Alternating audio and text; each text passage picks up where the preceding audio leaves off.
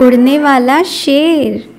एक बार की बात है, शेरू नाम का शेर एक बड़े और खूबसूरत जंगल का राजा था।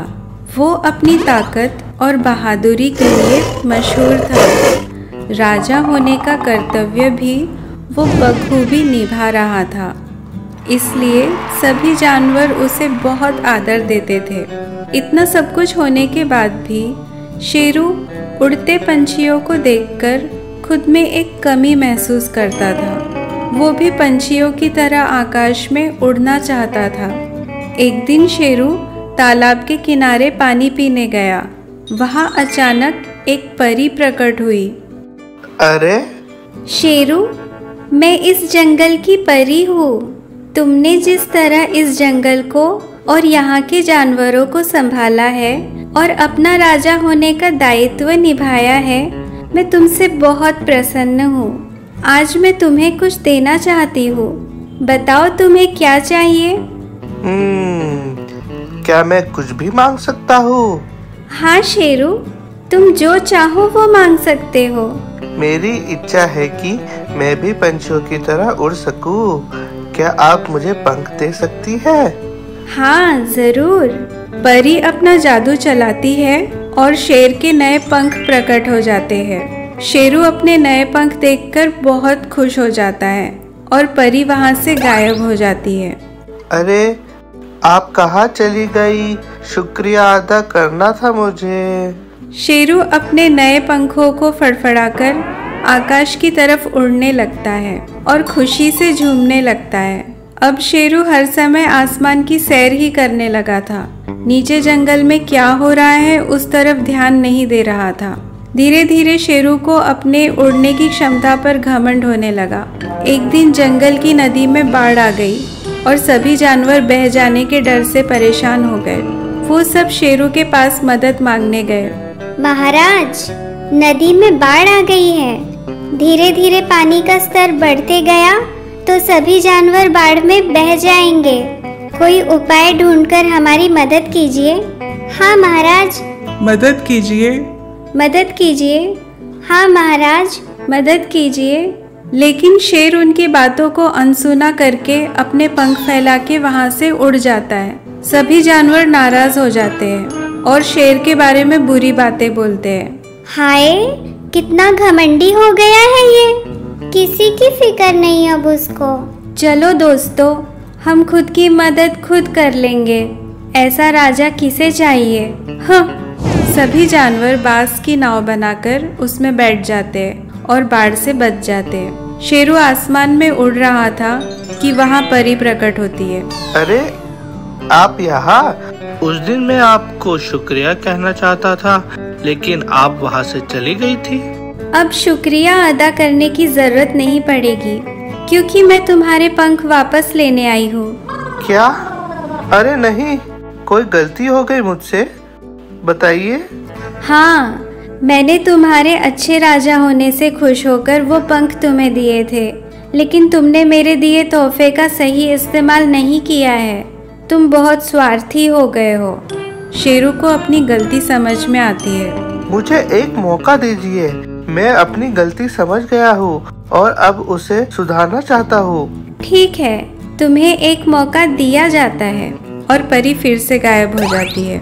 शेरू उड़ते हुए उन जानवरों की नाव के पास जाता है और माफी मांगता है। मुझे माफ कर दो दोस्तों, मैं अपने उड़ने की क्षमता के घमंड में चला गया था और मैंने तुम्हारी कोई मदद भी नहीं की। लेकिन अब मुझे पछतावा हो रहा है और मैं अपनी गलती सुधारना चाहता हूँ। अब हमें तुम्हारी कोई जरूरत नहीं है। तुम जाओ, उड़ो अपने पंख फैला के। माफ कर देते हैं ना महाराज को। महाराज ने हमेशा हमारी मदद की है।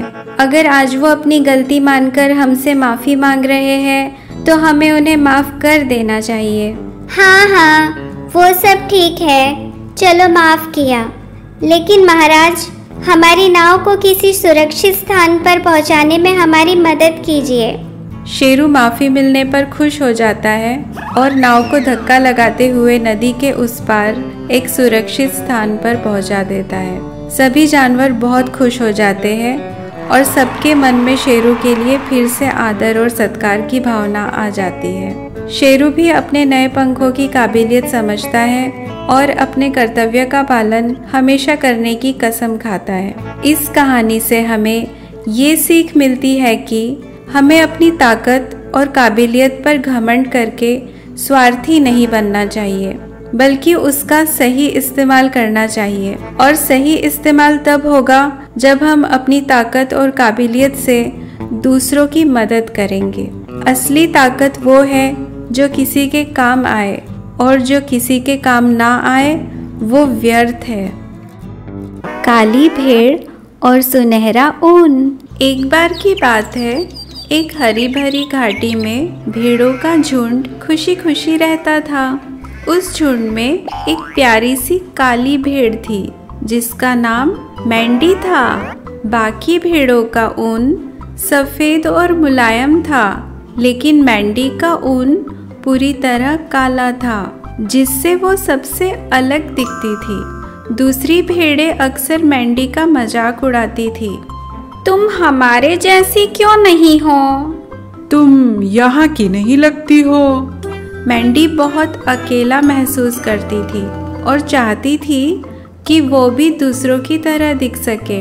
एक दिन चरवाहा सारी भेड़ों को जंगल के पास के एक चरागाह में ले गया। जब भेड़ें चर रही थी, एक छोटा मेमना गलती से जंगल के करीब चला गया और कांटेदार झाड़ियों में फंस गया। जंगल काफी घना था, वहाँ गहरा अंधेरा था और वहाँ से अजीब अजीब आवाजें आ रही थी।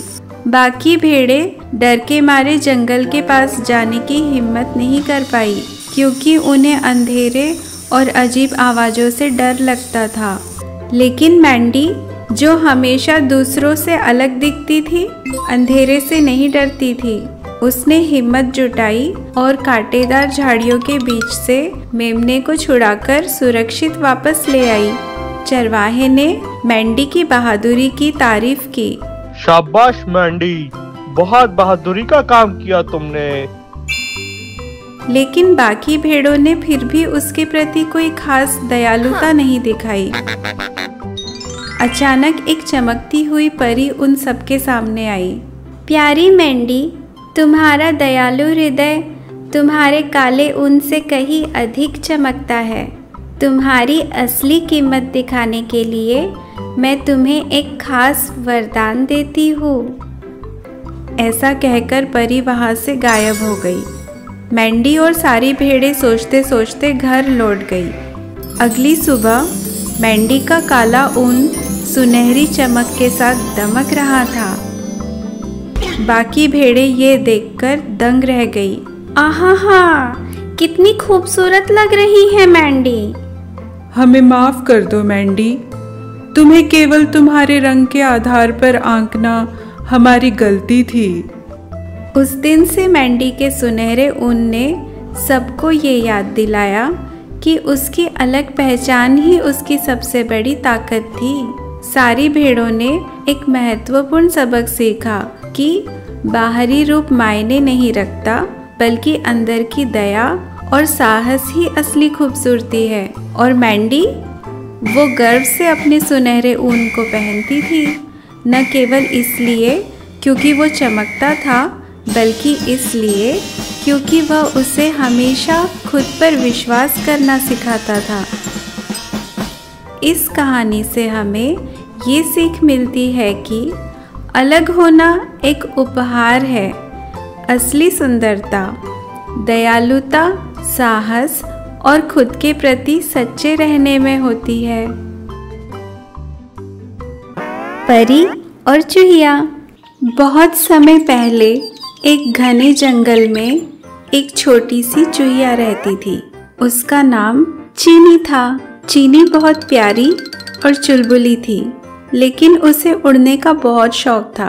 वो हमेशा सोचती, काश मेरे पास पंख होते तो मैं आसमान में उड़ सकती और बादलों को छू सकती। एक दिन चीनी जंगल में घूमते घूमते एक सुंदर फूल के पास पहुंची। वो फूल चमक रहा था और उसके पास एक जादुई परी बैठी थी।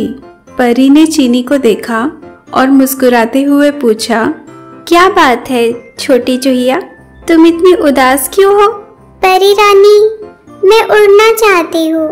आसमान को छूने का मेरा सपना है, लेकिन मेरे पास पंख नहीं है। मैं तुम्हारी मदद कर सकती हूँ, लेकिन पहले तुम्हें मेरा एक काम करना होगा। चीनी ने उत्सुकता से पूछा। क्या काम है परी रानी? मैं जरूर करूँगी। जंगल के उस पार एक गुफा है, वहाँ एक बूढ़ा चूहा रहता है। वो बहुत अकेला है।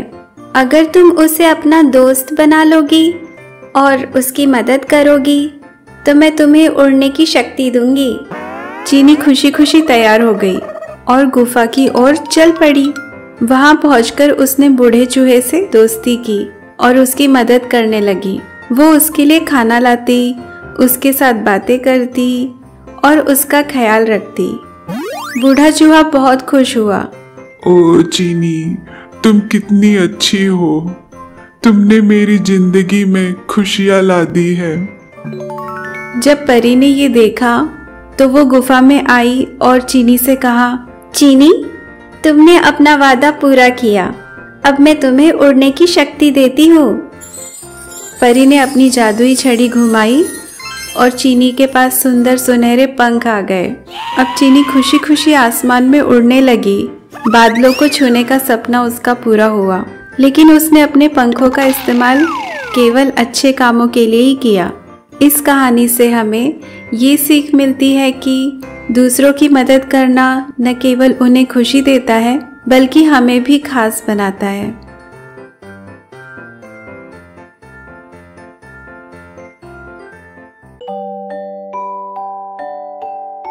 Please like, share and subscribe.